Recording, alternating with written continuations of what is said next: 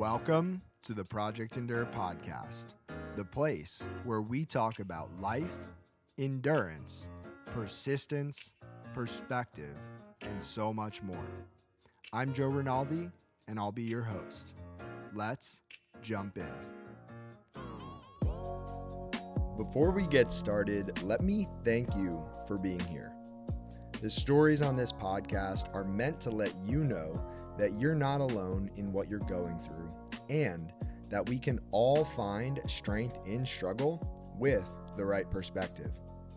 If you've been enjoying the podcast, let me ask that you leave a review on your platform of choice to help us grow so that we can continue to make the world a better place, one conversation at a time. Now, let's get to the episode.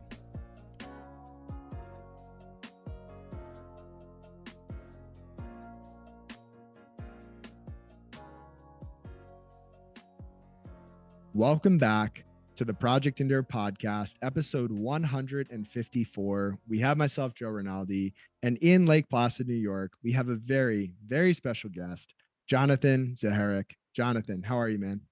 How's it going, Joe? I'm doing well. Good, man. Good. I'm so excited for this. Full transparency, you and I don't know each other yet, but I will say the reason I reached out to you was because one of my clients and good friends, Frank, told me about your page, told me a little bit about your story, and he said, you got to have this guy on the podcast. And Frank is one for one at a minimum because he recommended I have a conversation with a guy by the name of Alex Crockford, who was episode 57 of this podcast, and a really great conversation. And I trust this will be the same. So, Jonathan, before we get started, why don't you introduce yourself to the listeners however you'd like?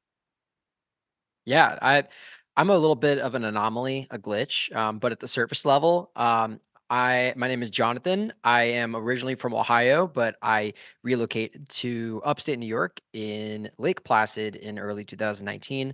I am a professional photographer, a little bit of a wilderness guide, and a videographer, a YouTuber kind of as well. And I guess on the personal level, an athlete and someone who loves pushing their boundaries. Man, okay. So you described yourself as a glitch. I am fascinated to hear more about that and why you use that word. Tell me more about that. Yeah, I think it's more of a nuance. I think so when you look at the word glitch, and I'm not, that's not my thought, baby. I'm not the one who kind of came up with that.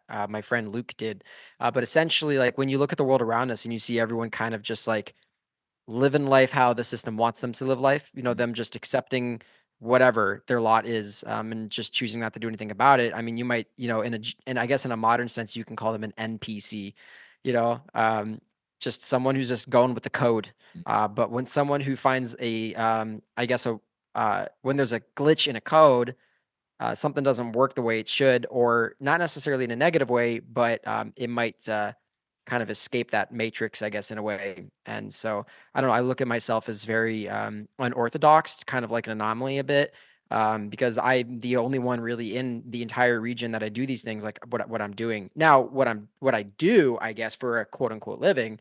Um, I don't really look at it like as a living as much as I look at it as like a life, right? And trying to earn a living with my life, um, and my resources around me. And so, kind of, I guess I use the word glitch to kind of just say like, hey, I feel like I'm out of the norm, and I've understood that, and I take advantage of that. Mm. What are some of the advantages that come with seeing life through the lens that you see it in, which is different from the way most people see it? Sure. I do think it's multifaceted, but I think the first thing is now that I feel like I'm on the, again, the outside, which really, I mean, is just whatever you make it, I guess. The more revelation you have, the more willpower to do outside of the norm, the more you kind of see things from a higher altitude, right? Mm. And so now that I feel like that I at least where I'm at right now in life, I've gotten to a plane where I can maybe help others, right? So people who might be like, "Hey, how do you do what you're doing?" Or, "Hey, what's some advice?" Or, "How can I do this or that?" It's like I'm not unique, you know? I mean, we're all human beings. We all have the capabilities, like for the most part, unless obviously you have some severe mental illnesses or physicality issues. But for the most part, I mean, every single human person is extraordinary, and I think it's honestly one of our moral obligations to help others. And so, if I could help other people from, they're just my opinions. Take it with a grain of salt. But I guess the first thing is being able to kind of point people into, I guess, a better version of themselves. And then the other thing is, I think, my work ethic. Since I feel like I have a good understanding of like what's kind of used against me, I've kind of feel like I've seen the powers at work in my life that want me to fail or to, I guess, go with the flow of what they want. Uh, it's an advantage to work against that, to push against that. And Mm. it's not easy. It's not like just stepping out and just being like, oh, cool, now I'm not attached to it. I mean, it takes a lot of effort and willpower to do that. And yeah, it has incredible results when someone actually like sees it and takes it and actually decides to do something with it for themselves. So there's a selfish side to it, but then there's also a side that um, you can benefit other people with. Yeah. Are you familiar with the name Alan Watts by any chance? Is he a poet? Yeah, yeah, poet and author. Okay, Yeah. okay, yeah. So he has this talk, and I believe he's passed, and so he's not with us anymore. But he gave this talk, and I believe the title of the talk is "This Is Water," something to that effect. And he tells this story as he opens the talk about these two young fish that are swimming downstream, and they're swimming, and in the other direction, against the current, is this older fish. And the older fish says, "Good morning, boys. How's the water?" And the boys kind of nod and keep swimming, and they keep swimming, and then one of them turns to the other and says, "What the heck is water?" And I think so many of us go through our life just unaware of the current that is pushing us along. And it takes a certain level of awareness to be able to recognize that, okay, this is the current that, life is, Mm, this is where life's going to take me if I don't do anything about this. And now that I'm aware of that, I can choose to swim mm, against the current to where I want to go. And that sounds like what you've done. And you mentioned getting to a higher altitude to gain a different perspective. And, sure. if we're going with that metaphor, Just a to, jet stream. yeah, right. And to go against the current or to climb up a mountain to get to a higher altitude, you have to, it's not easy, right? There's resistance, it's hard. What were some of the struggles you faced in getting to that Mm. higher altitude? Oh, dude, no, honestly, I feel like I struggle with the same things today as I did then. And it's not that any struggles have like left me. It's that I have built up a tolerance to them and I've learned how to fight them. I think it would be unwise for me to say that there are well, I mean, there are definitely things that I don't struggle with as much, I guess, beforehand, because I think a lack of knowledge, right, um, will result in um, a lack of good choices, I guess, right? And so now that I have a better knowledge in certain areas, I'll make better choices, right? So there's kind of like a twofold there. Um, but I will say, first of all, there wasn't like any specific moment that helped me get to this mindset. It was by graciously, like I guess you could say the cards that I've been dealt with, my parents instilled in me this mentality of like pursue my passions and just like as long as it wasn't doing harm to myself or other people, like they wanted me to be free. They wanted to support me, and same with my siblings as well. And we all kind of do, I guess, unconventional things. But the hard thing with that is like you leave the pack, you leave the system. It's like you can easily go get a job. Right? If you're not employed right now, like if you physically are not capable of being employed or there's some disability, like I get it. But like if you don't have a job right now, if the reason why you're not working is because you don't want to, it's like, well, ask yourself and maybe, just maybe, that could actually lead to an eye-opening experience, right? And I think a lot of people in our day and age are realizing these things and being like, "Wow, don't, I don't like working like paycheck to paycheck." And I'll tell you, I've had a lot of paycheck to paycheck, but I'll tell you, all of this has allowed me to value my time more than money. And I've seen a lot of people who have the same mindset that I do, and they've scaled 6, 7, 8, 9 figure businesses. And it's like, you know what? Do I consider myself an entrepreneur? In a way, but like I don't know if I look at myself exactly like that because I'm not scaling a massive like global business or anything like that. I am connecting and plugging with the community at my fingertips. And it might be a smaller amount of people than normal, but I am. And so I feel like the things that I struggled with, sorry to kind of like circle back to your question, I think there was a lot of uncertainty with like leaving the nest, because I moved away from all my family, all my friends, everything to come to upstate New York, because I already kind of had a pre-established heritage kind of up here. Like, although I didn't have any family up here in like ever, I kind of was raised coming up here and found that my passions could be utilized here very well. And so I started kind of pursuing that and saw that like, wow, I can kind of like make my own thing here. And the more I did that, the more I didn't want to just settle. And so I think it's consistently a battle between what are my goals in the morning? What am I going to choose to do when I wake up? How am I going to go to sleep? How am I going to interact with every single person? Am I going to live by my convictions and what I believe? Or am I going to just live hastily, like in the wind, just not really settling on something and just kind of it consistently just molding me? It's like, Mm. why would I just let it mold me when I can? I mean, I don't want to say I can mold myself, but in a way, I mean, we have a lot of free will and power to bring that change into our lives. So I think it's a consistent battle against the flesh, a consistent battle against just laziness. You know, it's so easy to just do nothing.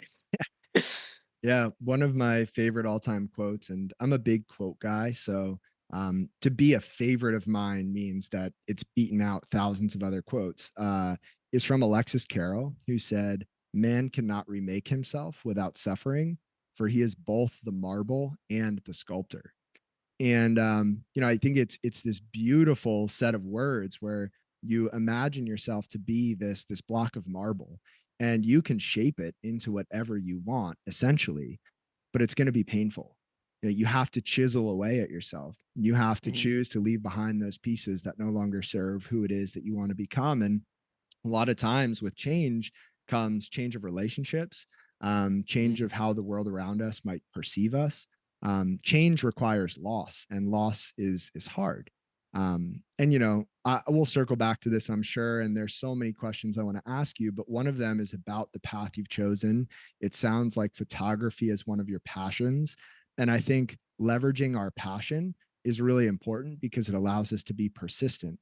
I'll give the example for me. I love conversations like this. And there are so many people who start podcasts and never get further than one, two, three, 4 episodes in, sure. because it, Consistency is key, man. yeah. And to be Everything. consistent, you need to care to a certain extent about the thing you are Mhm. trying to be It's true. consistent with, right? So for photography, I've got a quote for you. I want to hear your thoughts on the quote and then a little bit about how photography has shaped your life. So the quote goes, "The camera is an instrument that teaches people how to see without a camera." Mm, What does that mean okay. to you? Photography is an instrument that helps other people to see without a camera.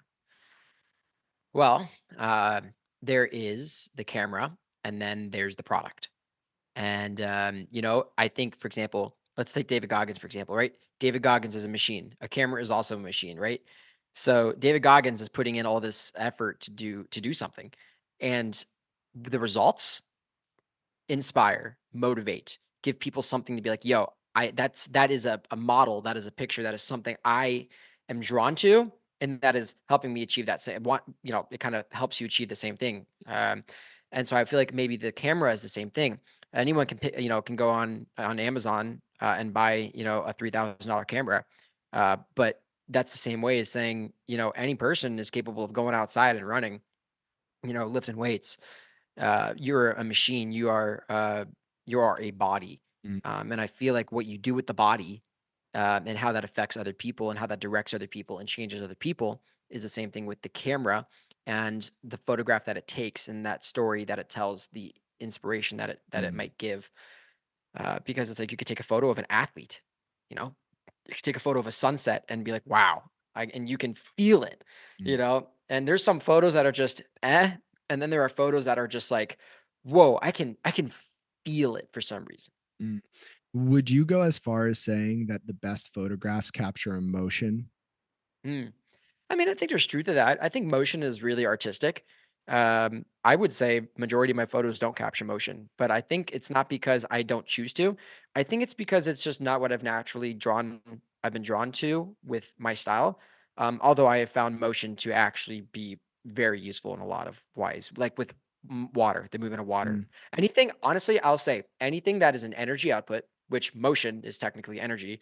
Any like this energy output, I feel like if you can capture that in a photo, you can kind of feel it. I appreciate the fact that you ran with that, and it was probably my fault for not enunciating. But I was going to say, what I meant to say was, do you think the best photographs capture emotion? Oh, yeah. Oh, of course.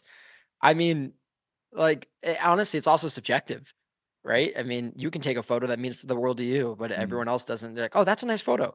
And I have so many photos that I've taken that I'm like, people do not grasp what went into it to get that, right? It's like you can look at the finishing photo of Shobi finishing, a 2-hour marathon, and it's like, dude, that's dope. That's inspiring. That's so cool. But it's like, dude, you have no idea the training he's gone through. You have no idea what he's gone through that. And it's like a photograph. The unfortunate thing about a photograph is it shares it's a frame, but the best photographs can tell a story in a single frame. And if possibly wanting leaving you wanting more. What is your favorite photograph that you've ever taken and why? Mm, that's tough. I definitely have favorites that I come back to. And I want to say like I do think most of my favorite photographs come back down to an experience that I personally had.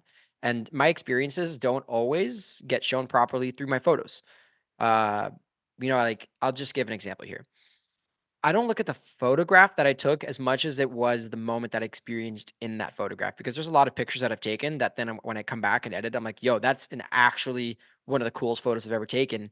But that moment might have just been a simple moment. And like, wow, I'm gonna remember this. But then there's moments where it's like, you know what, this is just any other photograph, but where I am and how I got here is actually insane, and no one like is gonna get that. Um, and so I guess a good example is there's this mountain. Now, this isn't like my favorite photograph I've ever taken, but this is one of my favorite moments to getting to a photograph that I've ever taken. Out here, there's a very large section of wilderness called the Sawtooth Mountains. It's the largest tract of trailless mountains in the Adirondack Park. So this whole entire region is probably like the size of a glacier, and there's not a single trail in there. And there's a lot of herd path networks, ancient like not ancient, but like hunting. I don't know. There's just you're bushwhacking if you're going in there. A lot of the mountains in there have no views except for one. It's the second tallest one in that range, and it's one of the tallest mountains in the Adirondack Park that has a view, like a rocky outcropping view, but without a trail to the top of it. And I did a ton of research on this mountain and found no evidence of a publicly documented sunrise, sunset, or image. Like, I mean, there's pictures from the top of this mountain, but not at sunrise. Mm. And I was like, that mountain is remote. Like, it is hard to get to. I mean, we're talking like 12, 13, 14 miles one way to get to it. Like, and half of that's not in the trails. And so I grabbed my friend Cameron and I was like, hey, dude, I need a partner. I want to get to the top of this mountain. It's going to take us multiple days to go. We're gonna have to camp out in those woods to bushwhack to the top of this mountain to make it in time for sunrise. And I'm gonna get up there and photograph that sunrise. And that picture is probably gonna look like like a picture from the top of any other mountain, which it did. Mm. But it's like, hey, there's a crazy story that went into this, and to get this image that no one else has apparently ever captured. Now, has there been people who've been up there for sunrise? I'm sure someone has. I mean, we're never the first to really do anything, are we? Uh, but like, yeah, so moments like that, that's something I live for. Like, I love firsts. I Mm. really do love firsts. And I don't think it's necessarily because of an driven thing as much as it is something that just simply excites me, like PRs. It's just how PRs excite us. Me potentially knowing that like I was the first to do something, like there could be no one else on the planet, and I would have just as much excitement going up the document and watch the sunrise from that mountain, than as if 10 million people were to see that image. So it's really I did it for myself, but I want to share the experience with other people, Mm. even though they might not appreciate it the same. Okay, a couple things that I want to highlight. I think it's so beautiful to do things for yourself and then share them for other people rather than doing things for other people and simply experiencing them because you had to get the picture, right? Which Um, does happen sometimes. Sure.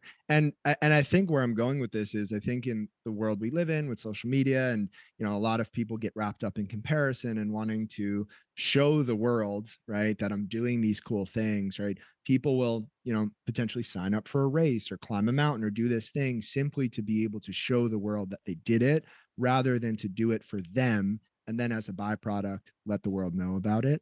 And I Mhm. think there's a difference. It's subtle, right? But I think there's a difference. And I am trying to live more of my life in a way where I do things because I want to do them. And then if the world sees them, great. But I don't want to go out of my way to do things so that I get a lot of likes or I get a lot of comments or I get a lot of views, right? And I think it's a trap that we can fall into. Yeah, and um I don't think I can sit here and say that I still don't like succumb to that sometimes because attention is something I think we naturally do desire in a way. Um, and I honestly think a lot of who I am today has been driven by a lot of selfish things that I used to do. There are definitely a lot of things in my hiking and trail running and photography adventures that I was like, "Yo, I'm gonna go freaking do this and publish it to the world. I want them to know that I did this." I know, and it's like I wouldn't be satisfied until somebody knew that I did this. Mm. Um, and there was definitely a lot of downfalls and a lot of humility that came to that. But there's definitely a lot of stuff now where I just leave the camera behind and I just go and do by myself. Like so many challenges and things in my life that I'm just like, I want to do this for me. And I'll bring people along. I'll share about it maybe like on my story on Instagram and stuff like that. But it's like I'm not caring about those likes or those views. I just like, hey, if it inspires someone, great. But I'm gonna go out here, bring my phone maybe, but I won't bring my camera. But I also think it's because sometimes it's a hassle to bring my camera out because it's so freaking huge. And I'm just like, I just want to go out and enjoy the woods and go and do something. Yeah. Now you told that story about getting up there for sunrise, and all I could think about was that's a hard journey. That's a challenging journey. It wasn't easy to get that picture, and that path to get there, that process was part of what made it so meaningful. On this podcast, I ask people about some of the hard things in life, both Mm, the hard things that they've chosen and the hard things that have chosen them. And I'm a firm believer that both kinds of hard have the ability to shape us into more resilient, empathetic, just better human beings. So, with that being said, Jonathan, when you look back at your life so far, what's the hardest thing that you've ever had to handle that you didn't get to choose for yourself? mm. Okay, so that's the thing. You said didn't get to choose for myself, and I think Mhm. those two things are things I didn't get to choose and things I did get to choose. Before I answer your question, I will say the hardest things that I have gotten to choose um, end up becoming on paper the hardest thing, but emotionally the greatest thing because it's like they were physically hard and emotionally challenging, but like you chose it and it was driving you through passion and willpower. And those things shape you in a completely different way than the things you don't choose. Ooh. And like the things you don't choose, I honestly think like to anyone else could look like, oh, that's fine. A million other people have experienced that.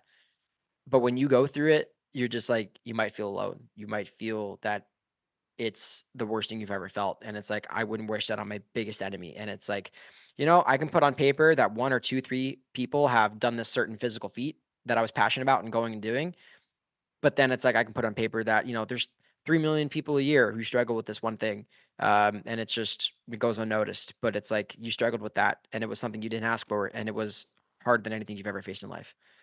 Um, and so I want to be aware of that, and I want to also be aware that I don't struggle with a lot of things like that. And I'm so grateful, but I would say the things in life, um, if I had to pinpoint it to one moment, I would say when it's moments of, I want to say if love is involved, Hmm. and I think emotional connection with human beings. Um, and I haven't lost anyone really close to me, and I'm grateful for that. I would say though that people that I might have been in love with in the past, Mm, or maybe even ambitions or dreams or desires that I had that I was holding on to for so long, that me submitting to my true calling, I had to abandon those things. And I had to come to the idea or the conclusion that's like, yep, that's not for me. And that sucks because of what I put into it to do it. Sometimes it's financial mistakes. But I honestly, the best part is this. Whether you said there's two versions of this, right? The things you choose and the things you don't choose. The best part is they both have the exact same outcome, which is building you towards something better. They both edge and refine. You're both put in the fire, and it's a double-sided blade, and it sharpens each side individually. And I think we need to be aware when we're put through challenges that um, we didn't ask for. And I think in those we need to face the adversity and not just look at it in a hopeless state, because that's like saying, I'm fat and I'm just this way and I can't do anything about it. When you're just gonna be hopeless, right? And it's like, but when you can do something about it, and sometimes it's you have to just wait it out. And if there's no one else around you to help walk you through, honestly, for me, that might be a different answer than you, because I think then that comes back down to what your belief is. Because if you're completely on your own and you're an atheist and you go through things that are hard, it's honestly incredibly difficult, I would feel like. But if whether you are agnostic, Buddhist, for myself, a Christian, if you have, and I think scientifically this is proven, but like if you have even something that you pray or meditate towards, that would help you, that helps you. And for me, I feel like I never walk through anything alone, um, and I don't believe I do. And so I just that's one thing that absolutely greatly helps me in those times. yeah, and so I loved everything you said, and there's a part of it that resonates with me on a deep level. Uh, we share the same faith. I'm also Christian, and you know, I'll rewind because there are people listening to this podcast who maybe picked up at episode 100 and they never went back and listened to the first episode where I shared my story. But the condensed version is I have this genetic eye condition that's causing me to lose my sight, and so I'm headed down this path toward blindness at some point. Don't know when that'll happen. It could Mm, be tomorrow, could be a decade from now. I could live the rest of my life with some sight. I just don't know. And so that was really hard for me. It still is hard for me at times. But the point here is there were many times in my life, many seasons where I felt like I was buried. And when I look back at those seasons, they felt dark, they felt hard, I felt alone, almost felt as if God or the God that I thought I knew wasn't with me at that time because how could someone who loves me and is good let me feel like this?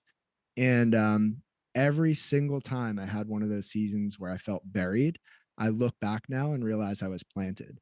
And I also look back now and realize that I wasn't alone and that God was with me.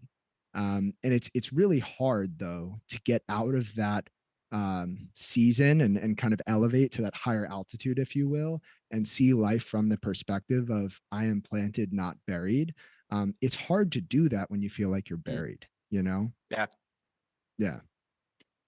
So I agree with you, and I think that if somebody listening to this podcast is going through something that they didn't choose, and it feels dark, and they feel like they're buried, there's hope out there. And Yeah, they're not alone. never, you know. To every person around you, they'd be a liar if they're just like, nah, I don't struggle, man. I mean, it's crazy, and I could talk about this forever, but I think the thing about what you just said that strikes me is so many people act like that. So many people carry themselves in a way where it's all good, no problems, on the surface, everything's fine because they're not willing to be vulnerable. And being vulnerable takes a lot of strength. But the truth is, right, if you're someone out there, you're listening, you're going to work, you're going to the gym, you're doing your activities every day, and you're putting on this facade that everything's all good, but deep down inside you're hurting and you feel alone, odds are the person, your coworker, or that person next to you at the gym, or that person you're going on the run with, they might also have that facade up and they might also be hurting, and neither of you know because Mhm. neither of you are willing to open up. And I Yeah, think I think that's that's the majority, yeah. and that's why it's so important, I think, acts of kindness, because you don't know what other people are going through, man. Just holding the door open, just a little compliment. Literally, dude, people I have hurts. I have been so, like, just did something and someone was having a bad day and I was just like, "I shouldn't have done that." Didn't know they were having a bad day, but it's like, I shouldn't it doesn't matter if I knew they had a bad day or not, maybe I shouldn't have done that. But it's like, dude, you don't know. And it's like, maybe you should assume. Assumption, they say assumption is the lowest form of intelligence, but I think sometimes assumption is some of the greatest things that we can do. And it's like, you know what? If whether or not you think that person is going through a bad day, maybe you just assume they are. And the best thing you can do is, brighten their day a little bit. Mm. What are you going to lose by doing something good? Yeah, and it doesn't take that much energy to hold a door, to do something nice. I will say though, I've held many doors where you're in that awkward space where the person is like just too far away, and then they kind of have to jog to you and stuff. So it can be, you risk that awkward situation, but well worth it. Yeah. And with that being said, let's transition then to some of the hardest things you have done on purpose. Can I And say something real quick? oh yeah, go ahead. I do wanna say, I think one thing with this journey, I don't wanna give myself credit as much as it might sound like I am, because I think a lot of it is the environment you find yourself in and the people you place yourself around, and I think, it's like, for example, how much easier would it be for you to build a nine-figure business if you place yourself around people who have built nine-figure businesses rather than hanging out with friends who are, druggies and just living on the sofa? Like, look at the people you hang out with, look at the people you surround yourself with, and it's like the quality of your friends and all of that. And so it's like I honestly think it's twofold. It's like you desire, like, I know I need to put these people in my life, but then also once I start getting molded, I naturally attract these kind of people in my life. And so I look at a lot of my friends and my mentors and people who have been huge impacts and influences on my life. And I am like, they are people that I respect their work ethic. And so I think that's a great place to start. If you don't know where to start, go to someone that might already have achieved or is achieving something that you like. And it doesn't have to be someone on social media necessarily. It could just be that person at the gym, like you said. And it's like, yo, they look awesome. Let me ask them, hey, because you never know what their story is, and just getting inspired by other people, and I think goes a long way, because there are mornings I wake up so inspired, and, like, I'm getting better at grabbing that and running with it. And then there's some mornings where I'm like, it's kind of in the middle. It's like I didn't wake up inspired, but I got myself inspired. And then there are mornings that I just kind of give into my laziness, and I was just like, it's okay, it can wait till tomorrow. Um, so I think putting the right people around you. So Yeah, and I'll yeah. I'll throw in another quote because that's this kind of episode, I guess. It's from Frederick Nietzsche, and he said, "Those who dance are considered insane by those who can't hear the music." And I think a lot of times we get caught in these seasons where it feels like we're the only one listening to Mm, this music, but the truth is, right? You just have to like take out your headphone and listen, and there are people around you listening to the same music, and they might, you might feel crazy. Crazy is not a bad thing. Going back to kind of swimming upstream and being a glitch, right? Being crazy is not a bad thing. And there are other people out there who see the world the way you want to see it. Um, yeah, so now let's transition to some of the hard things sure. you've done on purpose. What are maybe one or two Mm. of the hardest things that you've chosen to do in your lifetime? All right, I got two. I think one of them is maybe I should have not done it, but I did. And then the other thing is I am still living off the high of doing that, and I look towards that as the next step. I guess the first thing is I am very prone to um, how do I word it? I get excited to do something, and so I let that judgment, like, cloud my choices, and so it's like, I'll go and do something that I was just hyping myself up about, and I was like, "Go and do it," and then I'm like, "That was a terrible idea," because that can kinda cloud your, like, performance and cloud, like, your preparation and everything, just because 'cause you're kind of hardened and stuck on the idea. 2018, I attempted to cycle across the entire continent of Europe. So, it was a bike tour with my friend Nathan, from Ohio, and we were just like, "Hey, Let's do something next summer. Let's do something crazy." And I have no clue how we ended up getting to this bike packing idea when neither of us have cycling history. Except my dad was a cyclist growing up, and but I don't know. We just eventually came to that conclusion. We're like, all right, let's do a bike pack tour. And no, the training going into it, I think was very. I mean, look, back then, I would have said to myself, dude, come on, you were training, you were. Like, I would have tried to, like, build it up, but realistically, like, it was pathetic, and I eventually, like, a week into it, like, starting in Portugal to Turkey, right, 3,000 miles, and it's like, j before getting out of Portugal, for some reason, I already had, like, I had micro tears in my patella, and, like, I was getting, um, uh, uh, what's it called when in the joints? Not arthritis, like, uh, like, when you get, like, tennis elbow, but, Oh, like um tendonitis Yeah, or, tendinitis. I yeah. was getting, like, tendinitis and stuff like that. I was out for, like, 2 weeks, like, a week in. I had to stay still, and it was just like, "This sucks," and, I only made it as far as, like, the Italian border.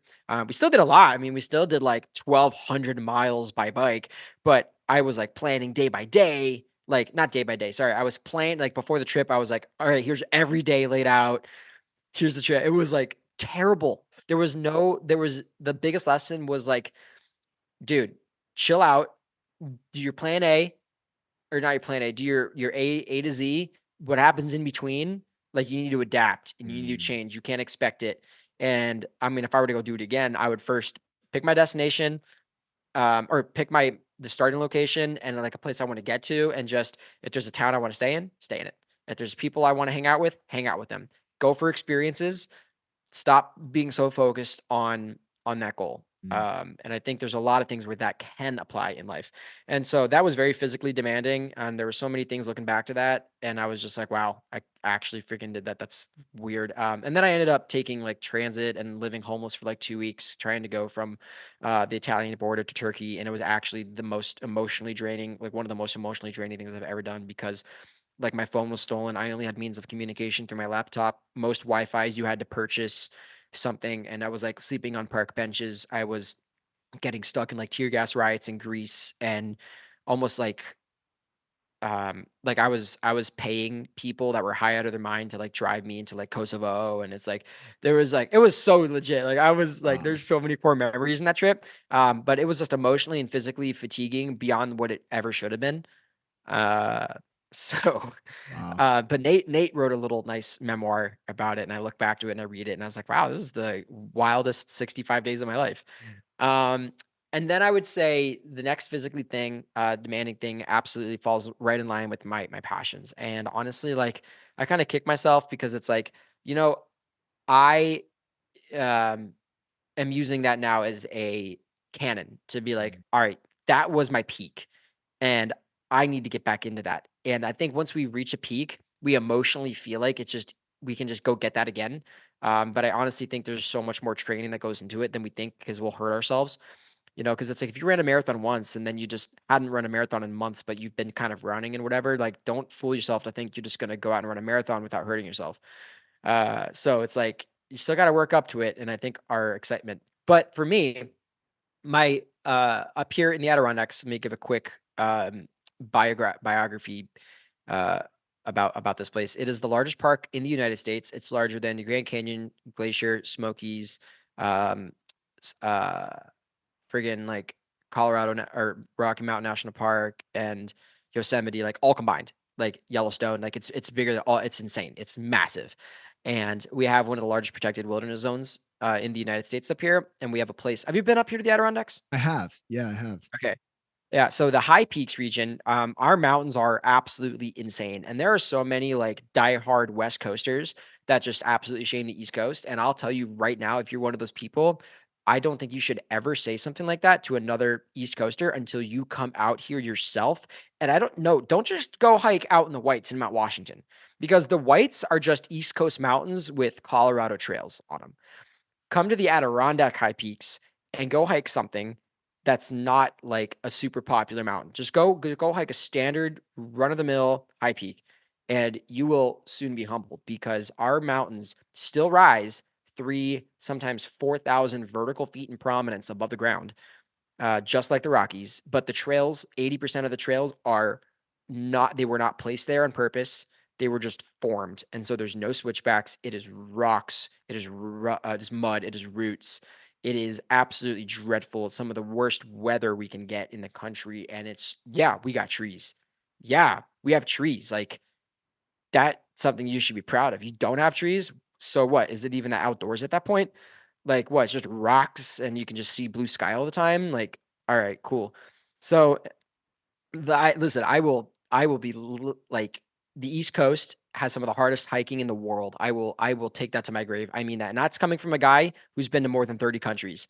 All right. I have been to some rugged places, and the Adirondacks take the cake. So, out here, the 46 high peaks, the 46 mountains that are above 4,000 feet above sea level, you hike all of them, you become a 46er. So there are a few that kind of get to the point where like they like pushing themselves beyond like tons of like physical limits, and that's where I kind of fall and find my niche of people here. But a lot of people are still like kind of like I want to be careful here, but it's true. It's very pretentious up here. A lot of people on the outside will just be like, "Hey, what's up?" Like, "Oh, it's good to see you. Yeah, let's go running sometime." But on the inside, they're just really full of themselves. And I absolutely have probably been at fault to, giving that perception away myself. But I think a lot of us were just passionate about it at the end of the day, and we are very ego-centered humans. And I think that's of nature in a lot of ways. But essentially, as my career and development as a hiker turned from a hiker to a runner, because I got so good at hiking, I started hiking 10 miles, then I hiked 20 miles, then I hiked 30 miles. And then I was like, wow, I can hike 30 miles. And I started running 10 miles in the mountains, then 20 miles in the mountains, then 30 miles in the mountains. And it's a very slow progression that was all fueled and fostered by a passion for those mountains. And it got to the point where I was like, yo, I'm getting these Strava segments. I freaking love going out here with a minimalist pack, my water, my food. Definitely not really prepared, but just hoping and praying that I'm not going to get injured, and running some of these trails. And there's a lot of people up here that like push and excel at this sport, and there's a lot of competition up here, and it's really great because it's so niche. But there were two people in history that have ever done 24 of the 46 high peaks in a 24-hour stretch. One was supported, one was unsupported, and there's a fundraising event, a annual fundraising event called 46 Climbs. It is a national fundraising event for suicide awareness, and pretty much it gives people the opportunity to go outside and do something physically challenging, to raise money for suicide awareness. And so one year I was like, all right, I want to do something crazy. I want to push. I don't really know what my limit is. So I got to the point where I didn't really know what my limit was, because I feel like I wasn't pushing myself to the most extreme points that I could, but I was still doing like super crazy physical things. And so I was like, all right, I'm going to see how many high peaks I can do in 24 hours. And so the record is 24. I'm gonna see, can I do 25? And so I put it on, I mapped it out and everything. And I was like, I'm gonna go do 25 high peaks in under a 24-hour period, successfully making it the longest, not longest, but well, I mean, I guess it would be the longest, but it would be the largest day anyone's ever had in that like Adirondacks ever. And so I came short just a little bit. However, I still triumphantly summited all 25 high peaks, but I went just over 25 hours. I kind of, over that course of time, it was kind of hard to pace myself, figure out where I needed to be, when I needed to be. And I had definitely a lot of low moments, but like that whole entire thing was 56 miles, and it was 27,000 vert. So where, I guess I don't know what 100 miler you could equivalent that to, or like maybe it's like if you did the 50 miler, the Uray 50 miler, or the Leadville 50 miler, maybe. But there's a lot of vert, but this is an easy vert. Is you work for the vert, Mm. work for the vert. Seriously, it's honestly terrible for the knees. But I did it. There was lots of sleep deprivation, you know, lots of caloric deprivation, lots of I drank too much water and didn't sweat or pee any of it out. And so I ended up getting to this state where I was having too much water and electrolytes in my system, and I had to physically prevent myself from consuming any water or electrolytes for 4 hours, and it was terrible. But eventually, I got past that point and then was able to consume water again, and it was good. Like there were so many things I learned on that. But I felt really great that I didn't bail because I've bailed on a lot of things, and it sucks when you bail. And yeah, so I got to the 25th high peak. I still got the 24 peaks in 24 hours, so I still kind of tied those previous records, but I still kind of at least got to the finish line. So that was yeah. One statement and one question. Work for the vert needs to be put on a t-shirt somewhere if it's not already. And and then the question is, you know, when you hear the word endurance, Jonathan, what does Mm. that mean to you? Well, I think the first word comes to my mind is steadfast. Mm. And I think endurance can mean a lot of things, but I think steadfast kind of also kind of refines it a little bit. I think steadfast, I think of building upon rock instead of sand. And so endurance, I don't think necessarily means the distance you're going, but what you're withstanding. And just how you build a house on the sand, it's not going to endure the waves. But if you build a house on the rock, it will be immovable. And so I think how you build upon that rock is what leads to endurance, and you can withstand and go through the fires and go through the testing and go down those trails. Um, and I think another thing, one quick analogy that I've been giving people that I think you can apply anywhere in life. You need to give yourself a goal. If you don't have a goal, then you are going to haphazardly walk the path, choosing turns left and right along the journey, and you're going to go in circles. And it's like, how I look at it is like this: if I can actually settle on that destination, that mountaintop, that's what I want. That's what I want. That's what I want to achieve. That physique, that business, that lifestyle. You do that, and guess what? You don't have to know every single step in between before you go out and do it. And a lot of people will be like, "How do I get there? I need to know what do I do to get there?" And it's like, "Well, look, you got books, you got guides, you got materials, you have people to help you. You can get directions. You can follow those. Just don't pick people that will give you bad directions." And it's like, guess what? You might not have actually physically walked the path yourself, but others have. And guess what? You can actually, there's so much around you to help you get to that destination. And mentors are just like a wilderness guide, right? And if you can't afford a guide, can't afford a mentor, then it's like, or you don't, place those in your life. There are so many resources that I think we just don't go towards because we're just like, oh, I looked at the map once. I'm just going to follow the signs. I'm just going to get there. And yeah, you know what? Following the signs can work. But it's like, I want to hear from someone. I want to know where to go. I want to read. I want to read before I go. I want to know. I want to visually get this idea of I want to prepare myself as much as I can, but I don't have to know what every single step because guess what?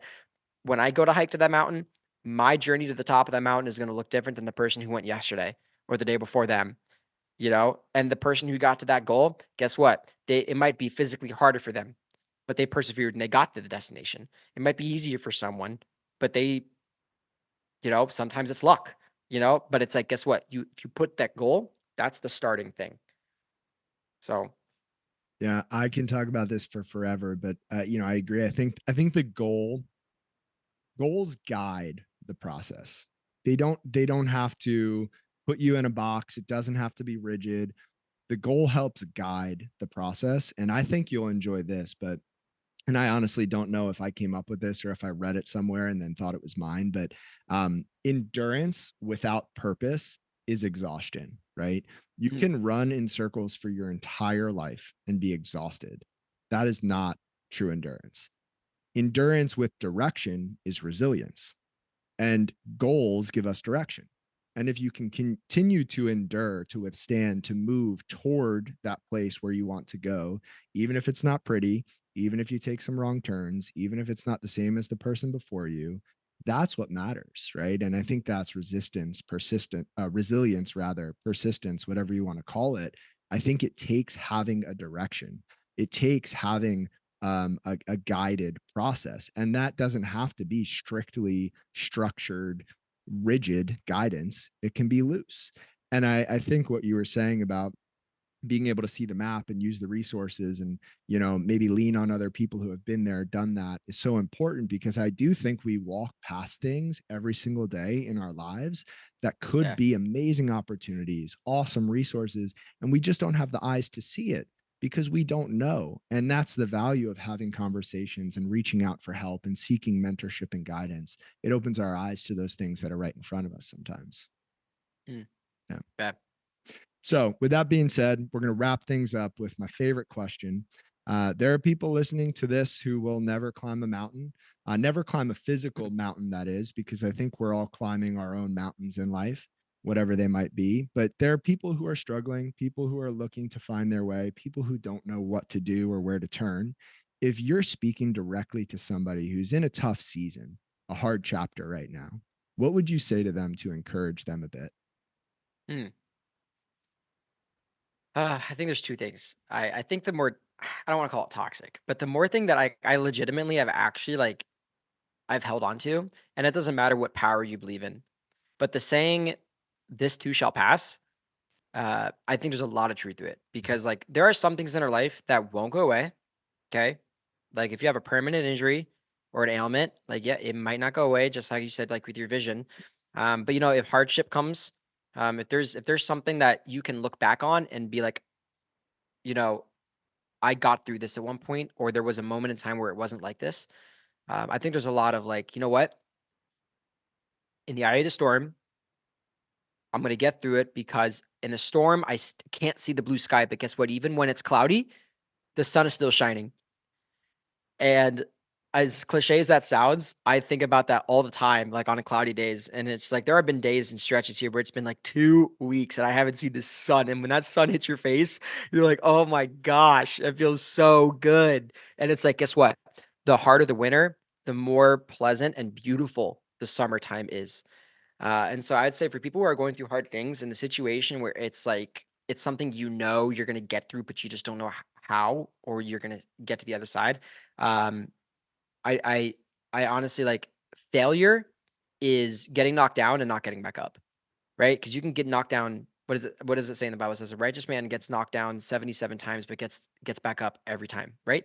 And it's like if you get knocked back down, just keep getting back up. And sometimes it's just you walk outside, it's a raging storm, and you're in your life and it's a raging storm, and you just have to embrace the storm, build upon that solid rock, that foundation, outline your goals, outline, whether it's pray about it, meditate about it, talk to other people about it. You don't have to go through it by yourself. There are so many people around you, and there are so many people who don't have people around them. They don't think they care about them, and I feel terrible. And it's like I can't relate with that all the time, so I don't necessarily know what advice to give to people who are struggling and have no one to look to, but I do think the one mental piece of advice is that it will not be like that forever.